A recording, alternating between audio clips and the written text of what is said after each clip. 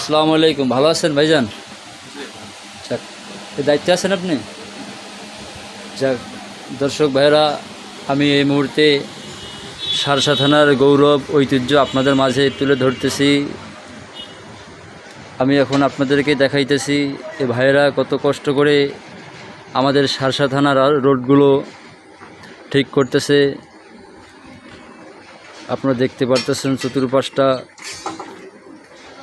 কত দামি দামি জিনিস, যন্ত্রপাতি ভাইরা কাজ করতেছে। সবাই ভাইদের জন্য দোয়া করবেন। অবশ্যই আমার ভিডিওটা সাবস্ক্রাইব করে আমার সাথেই থাকবেন, আমি যেন আপনাদেরকে আরও সুন্দর সুন্দর ভিডিও দেখাতে পারি।